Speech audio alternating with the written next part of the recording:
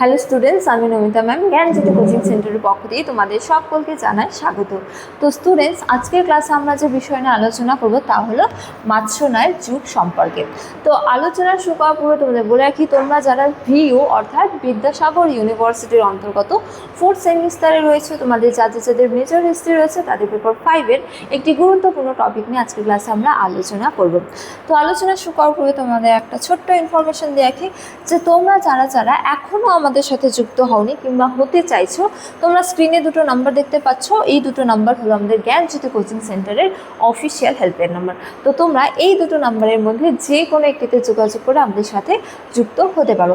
এছাড়া তোমাদেরকে একটু কোর্স ডিটেলসটাও বলে রাখি যে তোমাদের যাদের মেজর কোর্স রয়েছে, তোমাদের জন্য যে কোর্সটা রাখা হয়েছে সেটা রাখা হয়েছে 1999 টাকা। এছাড়া তোমাদের যাদের মাইনর কোর্স রয়েছে, তোমাদের জন্য যে কোর্সটা রাখা হয়েছে সেটা রাখা হয়েছে 699 টাকা। কিন্তু বর্তমানে তোমাদের জন্য একটি বিশেষ অফার রয়েছে যে তোমরা কেবলমাত্র 99 টাকা দিয়ে রেজিস্ট্রেশন করার মাধ্যমে পুরো কোর্সটা কিন্তু আমাদের কাছ থেকে পারচেস করে নিতে পারছো। এজন্য তোমাদের আর কোনো ধরনের কোনো পে করতে হবে না। এছাড়া তোমরা আমাদের কাছ থেকে কোন কোন সুযোগ সুবিধাগুলো পেয়ে যাচ্ছ সেটাও একটু বলে রাখি যে তোমরা আমাদের কাছ থেকে পেয়ে যাচ্ছ লাইভ ক্লাসেস, এছাড়া হাই কোয়ালিটি নোটস, এছাড়া রেকর্ডেড ক্লাস এবং কি 100% কমন সাজেশন। তো স্টুডেন্টস, এই ছিল ইনফরমেশন। এবারে আমরা আজকের আলোচনা শুরু করব। তো দেখো, মাৎস্যনায় যুগ সম্পর্কে বলা যায় যে 637 খ্রিস্টাব্দে গৌরাজ শশাঙ্কের মৃত্যুর পর বাংলাদেশের যে রাজনৈতিক শূন্যতা ও বিশৃঙ্খলা দেখা দেয় তা 150 বছর ধরে বাংলার জনজীবনকে বিপর্যস্ত করে তুলেছিল। অর্থাৎ সর্বপ্রথম বাংলাদেশে যিনি কেন্দ্রীয় শাসন ব্যবস্থা প্রবর্তন করেছেন তিনি হলেন রাজা শশাঙ্ক বা গৌর রাজা শশাঙ্ক। সর্বপ্রথম কী করেছিলেন? বাংলাদেশের 100 বিস্তীর্ণ অঞ্চলকে নিজ সাম্রাজ্যভুক্ত করেছিলেন, অর্থাৎ কি কেন্দ্রীয় শাসন ব্যবস্থা স্থাপন করেছিলেন। ঠিক আছে, গৌর রাজা শশাঙ্ক। কিন্তু তার মৃত্যু হয়ে যায় কবে? 637 খ্রিস্টাব্দে। কিন্তু তিনি মারা গেলে এই কেন্দ্রীয় শাসন ব্যবস্থার কি হয়ে যায়? অবসান ঘটে এবং বাংলায় কি দেখা যায়?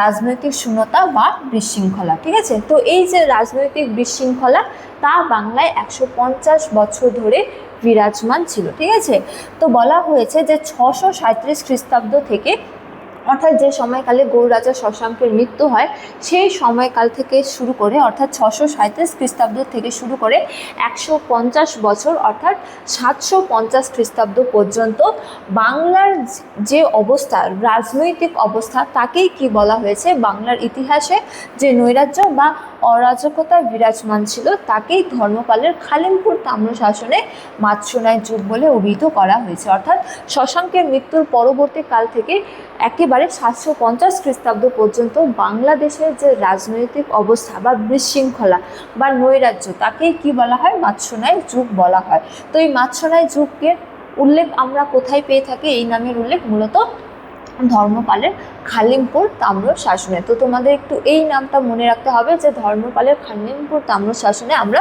এই মাৎস্যনায় যুগের নামের উল্লেখ পেয়ে থাকি। ঠিক আছে, তারপরে দেখো বলা হয়েছে যে এই সময়কালে অর্থাৎ মাৎস্যনায় যুগে সারা দেশে অর্থাৎ বাংলাদেশে কোনো রাজা ছিল না। ঠিক আছে, এছাড়া সাধারণ লোকের দুঃখ দুর্দশার কোনো অন্তও ছিল না। তো এই সময় কি করতো? ধনীরা দরিদ্রদের ওপর অত্যাচার করতো, সেহেতু বলা হয়েছে যে সাধারণ মানুষের দুঃখ দুর্দশার কোনো অন্ত ছিল না। ঠিক আছে, তো বলা যায় যে পুকুরের বড় মাছ যেমন ছোট মাছকে গিলে ফেলে এবং তার কোনো বিচার হয় না, বাংলার সাধারণ মানুষের অবস্থা ছিল ঠিক একই রকম।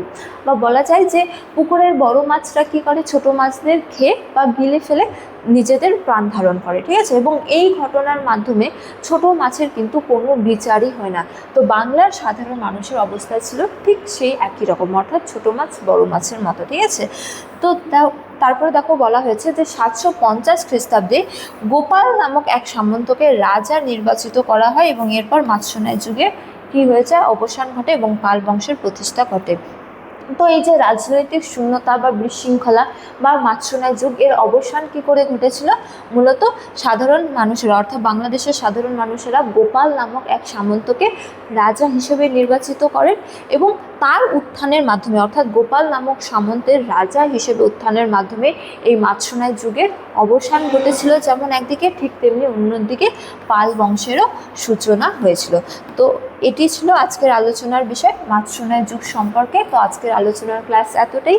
তোমাদের সাথে দেখা হবে পরবর্তী ক্লাসে। তখন তোমরা সকলেই ভালো থাকো, সুস্থ থাকো। Thank you.